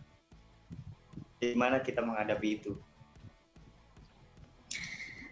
Baik, mungkin ditampung sekalian aja kali ya, satu lagi. Saya, Kak. Ya, silakan. Renita Indriani.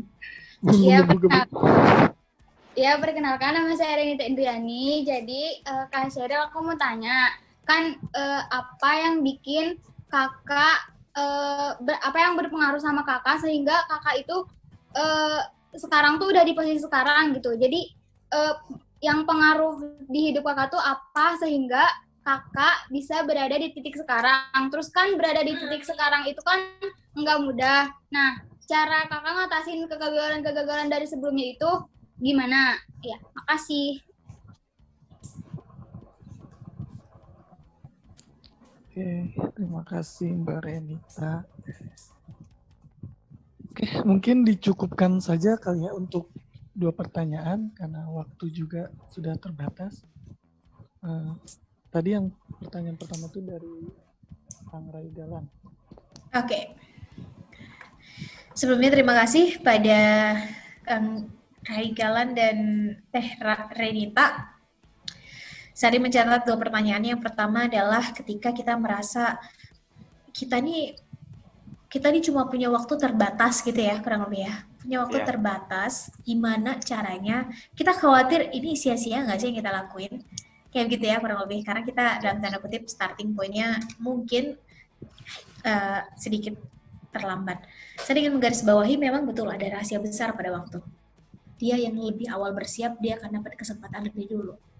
Tapi, orang yang paling berhak untuk menyesal adalah dia yang punya kesempatan tapi tidak melakukannya. Orang yang paling berhak menyesal adalah dia yang punya kesempatan tapi tidak mengupayakannya. Nah, kalau misalnya kita punya waktu singkat nih, pilihannya cuma 2, now or never. Sekarang atau nggak sama sekali. Mau dicoba sekarang, terus kita bisa setidaknya nanti kalau kita coba sekarang, hasilnya bisa 2. Kalau sukses, ya berarti oke. Kalau nggak, setidaknya nggak ada rasa penasaran lagi. Atau kita nggak coba sama sekali. Alhasil, kalaupun ada penyesalan, maka tipikal pilihan seperti ini yang paling berhak untuk menyesal. Kenapa? Karena bahkan kita tidak mengupayakan ke titik maksimal. Sherly sempat berada di titik ini, jadi waktu yang nggak banyak lagi ini, pengen berada di zona nyaman, terus gitu. Sherly cerita sedikit kali ya. Sherly kan baru pulang dari Australia, kalau boleh jujur, itu di tahun 2019 awal. Teman-teman bayangin, Sherly itu bukan orang yang aktif di sosial media. ketika pulang Sherly udah kepikiran pokoknya bakal jadi dosen aja gitu. Maksudnya bakal jadi akademisi, ya meneliti, gabung dalam policy center, meneliti, gitu-gitu. Jadi kepikirannya tuh nggak ada untuk bermain aktif di sosial media tuh nggak ada, sama sekali nggak ada. Kalau teman-teman kenal sama Sherly sebelum sekarang, Sherly itu 1 bulan ya paling 2 maksimal 3 lah posting di sosmed itu, nggak banyak teman-teman, bayangin. Banting setirnya jauh banget ini sebetulnya. Nah, sampai akhirnya, makanya bagi Sherly itu penting, jadi ada konsep nama Ikigai. Ini bukan lagi tentang mood, tapi tentang keseharusannya gimana. Nah, ada konsep namanya Ikigai, teman-teman. Kita bisa memulai dari yang warna kuning, hijau, biru. Silakan teman-teman pilih, mau mulainya dari mana. Kak, saya mau mulai dari passion saya. Ini tipikal orang yang punya waktu banyak nih, yang warna kuning. Mulai dulu dari apa yang kita suka, gitu ya. Terus ngecek apakah itu cukup bagus untuk kita kerjakan selanjutnya. Kalau itu bagus, orang-orang menghargai gitu apa yang kita lakukan. Misalnya teman-teman senang fotografi, terus ternyata orang-orang juga menghargai itu. That's it, that is your passion. Kalau teman-teman bagus dalam hal masak, terus coba suruh orang cobain masakan teman-teman, ternyata bagus, good, what you are good at, bagus. That is your passion. Tapi kalau ternyata teman-teman senang masak, senang nyanyi, senang fotografi, apa misalnya passion teman-teman, tapi ketika dilempar ke kawan-kawan sekitar, ternyata menurut mereka enggak, itu enggak enak, itu enggak bagus. Maka tandanya itu adalah hobi. Itu hobi doang. Nah, untuk itu bisa jadi profesi, maka cek apakah ada orang yang mau membayar kita untuk passion kita tadi. Nah, coba cek. Kalau misalnya ada, itu siap-siap, itu tandanya passion yang siap untuk diajak dalam dunia profesional. Kak, saya senang dalam dunia editing. Pokoknya saya bisa tidur jam 2 malam, bangun jam 4 pagi kalau masalahnya edit. Dan kawan-kawan saya bilang bagus, editan saya rapi, bagus, dan lain-lain. Coba cek, ada nggak orang yang mau ngebayar skill teman-teman? Kalau ada, ya berarti itu bisa jadi profession. Passion teman-teman itu bisa jadi profesi. Nah, ini teman-teman dari kuning ke hijau, hijau ke biru, ini butuh proses, ini butuh waktu. Masalahnya tadi Kang Regalan bilang nggak banyak lagi, waktu saya tuh udah nggak banyak gitu ya. Sama seperti Sherly saat memutuskan waktu saya itu nggak banyak, saya cuma punya waktu sekian gitu. Now or never. Maka Sherly akan mulai dari warna merah, langsung. Yang dibutuhkan oleh dunia itu apa sebetulnya? Yang dibutuhkan lingkungan kita itu apa? Karena ketika lingkungan butuh, pasti ada demand, benar nggak? Logikanya gitu. Ketika orang-orang sekitar kita butuh, pasti ada demand. Dan yang namanya skill teknis, itu semua bisa dipelajari. Tadi kita sempat bahas. Itu semua bisa dipelajari. Tapi ketika ada demand, itu pasti ada permintaan. Nah, pada akhirnya, apa yang kita sukai, kan love itu kita sukai, kita senangi, gitu. Itu kan perasaan kan ya. Yang namanya perasaan itu harus dikontrol dengan apa? Dengan logika. Saat kita bicara logika, ini tentang kesemestian, tentang keseharusan. Ketika ada masalah, kesemestiannya adalah kita selesaikan. Nah, untuk meyakinkan bahwa ini nggak sia-sia, maka ya udah pikirin aja sekarang atau enggak sama sekali. Kalau sekarang saya upayakan, saya nggak akan menyesal bagaimanapun hasilnya. Tapi kalau sekarang nggak kita coba, ya kita adalah orang yang paling berhak untuk menyesal. Karena kita punya kesempatan tapi nggak kita coba. Logika terakhir adalah, teman-teman ini sedang dikejar sama harimau. Udah ada di ujung jurang. Cuma ada 2 pilihan. Teman-teman loncat, terus nanti di sana ada dataran yang dalam tanda kutip ya teman-teman nggak dikejar lagi dengan harimau.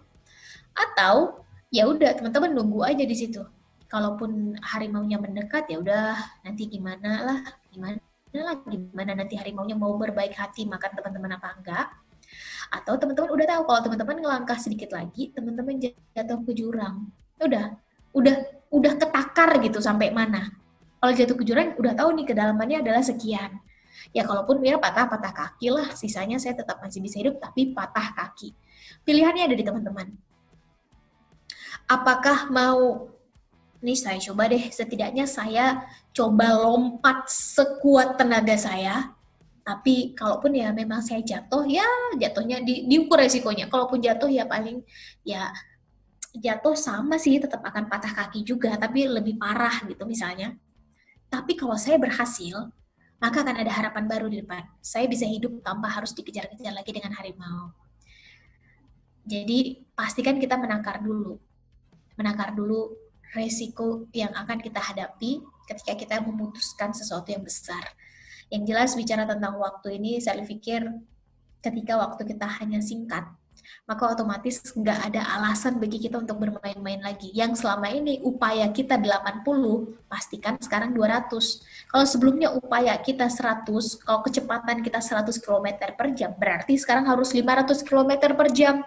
Waktunya kan tinggal singkat, ya udah nggak apa-apa.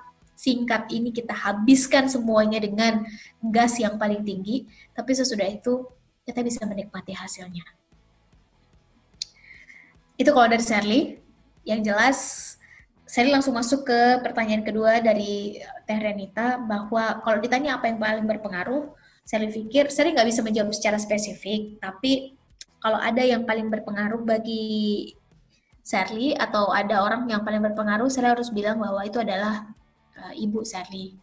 Ibu Sherly banyak mengajarkan sifatnya hal-hal yang prinsipil begitu, lebih tepatnya. Dan ada dua, satu Ibu Sherly, dua guru ngaji Sherly. Guru ngaji itu bukan karena guru ngaji ya. Guru ngaji Sherly itu buta, teman-teman. Buta. Jadi kalau dia ngaji itu pakai Al-Quran Braille. Dia timbul-timbul gitu, buta. Jadi dia nggak bisa lihat. Satu hal yang saat itu dia kasih tahu Sherly dan Sherly pegang betul adalah bahwa kualitas kita sebagai manusia itu tidak dilihat dari bagaimana orang berkata terhadap kita. Kualitas kita sebagai manusia itu tidak dilihat dari bagaimana orang bertindak, berbuat, dan orang berpikir untuk kita. Kualitas kita sebagai manusia itu ditentukan justru dari pilihan sikap kita ke orang lain. Dan tugas kita bukan untuk membuat orang lain benar semua. Itu ranahnya Yang Maha Kuasa. Tugas kita adalah berusaha. Tugas kita berusaha semaksimal mungkin. Dan dalam hal kegagalan, ya namanya kita berusaha pasti ada gagal, betul nggak? Ada gagal, ada jatuh. Dan kualitas kita bukan ditentukan dari berapa banyak gagalnya kita. Seorang sukses itu nggak dilihat dari berapa banyak kegagalannya, teman-teman. Tapi pilihan sikap dia saat dia gagal. Dia memutuskan untuk menyerah atau bangkit. Seorang yang naik sepeda berulang-ulang kali jatuh, tapi dia tetap memutuskan untuk coba lagi, kayuh lagi, maka dia punya kesempatan untuk berakhir sebagai orang yang bisa naik sepeda. Tapi kalau keputusan atau pilihan sikapnya adalah menyerah, ya udah, dia berakhir sebagai orang yang gak bisa naik sepeda. Silakan teman-teman pilih, pengen menjadi manusia-manusia yang gagal dalam menyikapi kegagalan, karena kualitas kita bukan ditentukan berapa banyak kita gagal, bukan, tapi pilihan sikap kita saat gagal, kita menyerah atau coba lagi. Kalau kita memutuskan menyerah, ya udah di situ letak titiknya. Gagal sesungguhnya itu di situ. Tapi kalau kita coba lagi, masih ada kesempatan untuk berakhir sebagai seorang pemenang. Saya pikir demikian, dan terakhir saya ingin tutup karena saya pikir waktunya sudah semakin tipis juga. Saya ingin sampaikan teman-teman bahwa kalaupun ada orang yang paling bertanggung jawab dengan masa depan kita, itu adalah diri kita sendiri, bukan orang tua kita, bukan dosen kita, bukan kakak kita, bukan paman kita. The most responsible person for our future is us ourselves. Orang yang paling bertanggung jawab terhadap masa depan kita itu adalah diri kita sendiri. Kita boleh punya banyak pilihan, tapi kita hanya bertanggung jawab untuk keputusan yang kita buat. Teman-teman punya banyak pilihan nih di depan. Ada air putih, ada air jus, ada air susu, ada air, dan lain-lain. Dan teman-teman nggak bertanggung jawab untuk semua pilihan itu. Teman-teman hanya bertanggung jawab atas pilihan teman-teman. Kak, saya mau minum air susu. Dan go get it, ada manis-manisnya dikit, ya udah. Itu pilihan teman-teman. Itu keputusan teman-teman. Kak, saya mau minum air putih. Ya udah, terima konsekuensinya, nggak ada rasanya. Tapi sehat. Nah, saya berpikir, mari sama-sama saat ini kita putuskan dan pastikan kita munculkan kemauan, karena hanya ada dua. Masalah persiapan itu hanya dua. Satu keputusan, dua kemauan. Hanya dua ini. Apakah kita sudah berkeputusan menjadi bagian dari pemain, atau kita hanya berkeputusan menjadi penonton? Apakah kita berkemauan menjadi pemain, atau kita sekedar jadi penonton? Yang jelas sejarah nggak pernah mencatat para penonton, teman-teman. Sekeras apapun kita berteriak, selama masih duduk di kursi tribun, cuma yel-yel doang, itu sejarah nggak akan pernah mencatat. Dan perubahan nggak akan mungkin terjadi kalau kita hanya sekedar jadi penonton. Sejarah hanya mau mencatat para pemain. Dan bukan pemain rata-rata, pemain di atas rata-rata.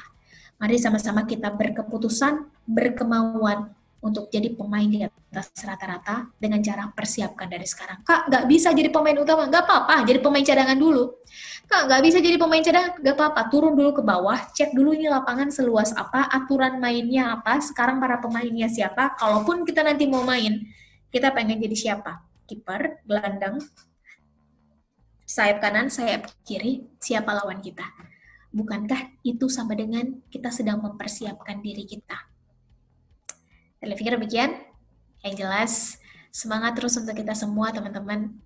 Karena lebih bagus kita punya target besar, tapi kita terus berusaha mencapainya daripada kita punya target kecil dan kita mencapainya. Lebih bagus kita punya target besar, terus kita berusaha terus mencapainya, daripada punya target kecil dan kita berhasil mencapainya. Sama dengan kita udah merasa cukup, sudah merasa puas saat kita berada pada usia terbaik kita memperjuangkan sesuatu yang besar.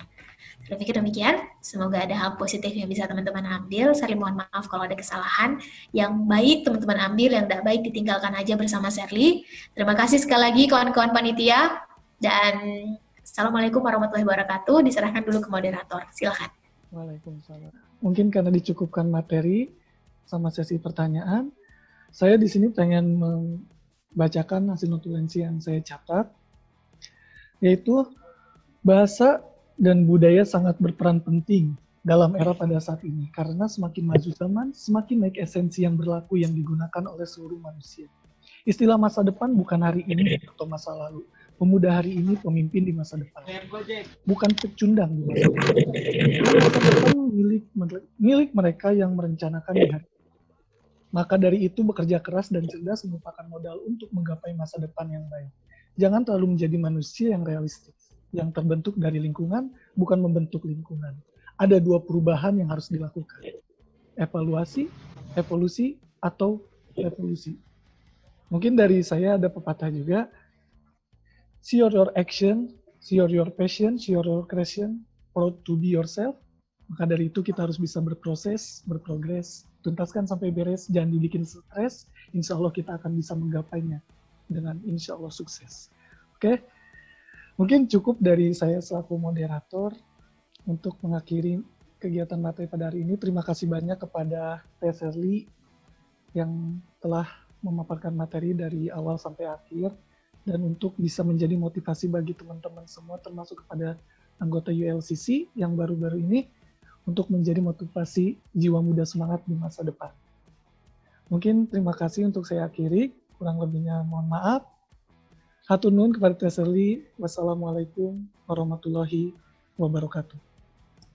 Waalaikumsalam warahmatullahi wabarakatuh. Waalaikumsalam warahmatullahi wabarakatuh. Thank you very much to Ms. Sherly Anavita Rahmi for giving such informative and interesting information, and also to all of participants for very active participation. Hopefully, this material will be beneficial for all of us.